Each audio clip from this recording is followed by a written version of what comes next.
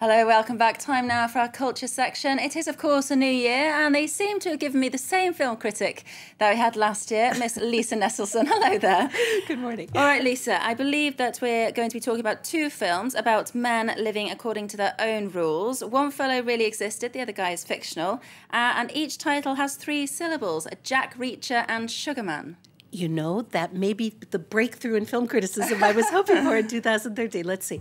The number of syllables in a title is more significant than who's in it, who made it, and what it's about. You may be onto something there, but seriously.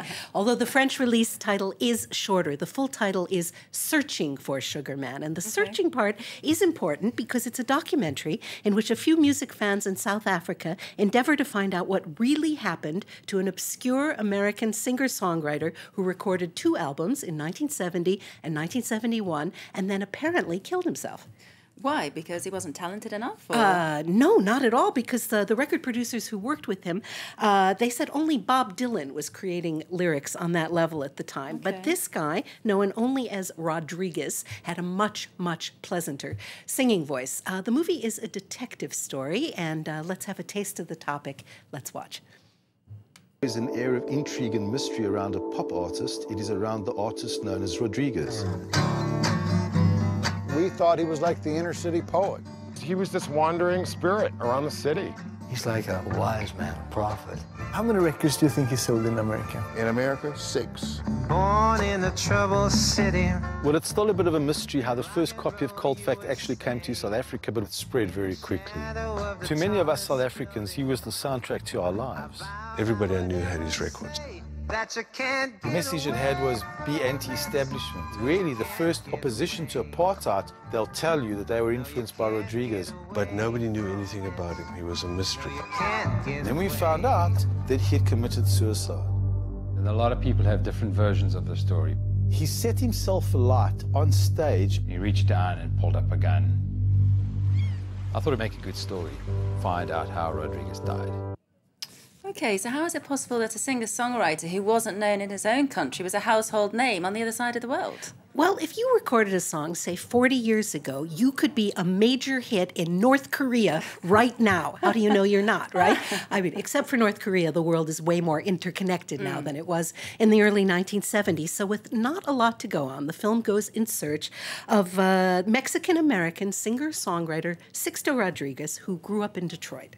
Okay, and if his songs didn't go anywhere in the US, how is it that he ended up in South Africa? Well, nobody's certain, but it's believed that an American woman went to visit her boyfriend in South Africa and happened to bring the record along with her, and then people started making copies.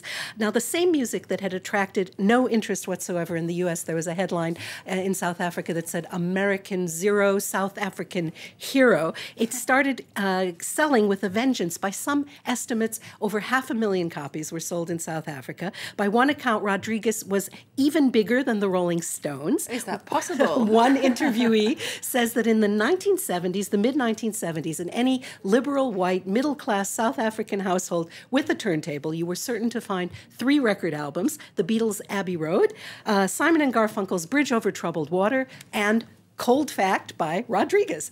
So even at the height of apartheid, with censorship and no TV, he was considered dangerous because of his lyrics. That's right. His songs are melodic and they're catchy, but they're subversive. And an archivist at the Archive of Censored Material in Johannesburg holds up a vintage vinyl record album to the camera. It wasn't enough to advise against playing certain tracks. The authorities actually scratched the offending songs with sharp implements so they could not be played. This is a terrific movie. Swedish filmmaker Malik Benjelloul stumbled on the story, and although he had no money, he kept at it for, I think, close to 5 years. Okay. And I'm not being coy, but what he found out and the way he structured the information results in one of the most satisfying documentaries you could ever hope to see. And I defy you not to like the music. Okay, well, I'll have to watch it then. All right, moving along, I gather Tom Cruise plays him, but who exactly is Jack Reacher? Well, he's the central character in a series of novels by Lee Child that have apparently sold something like 60 million copies. But like the district attorney in the film, who has never lost a case and does not intend to start anytime soon, I didn't know who Jack Reacher was. This excerpt is an excellent example of the expository speak of the devil principle in action. Let's watch. Jack Reacher is a ghost.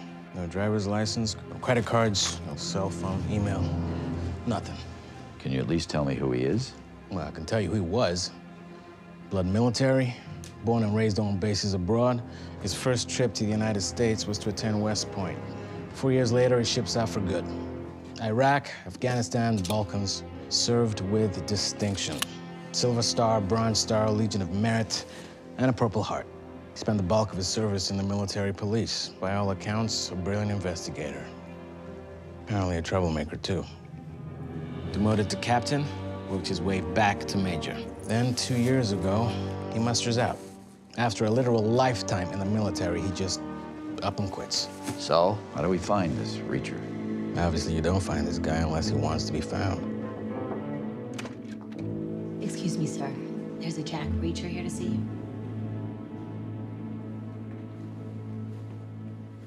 So, Lisa, I guess he wanted to be found. Yes.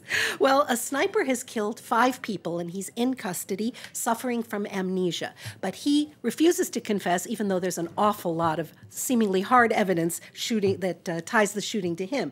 And all he'll say is they should get Jack Reacher.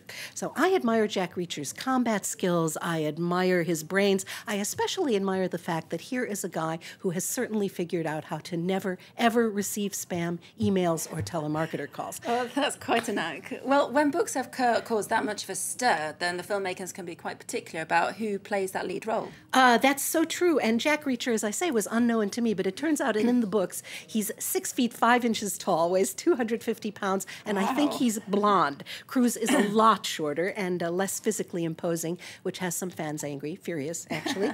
But he projects the aura of a guy you do not want to mess with.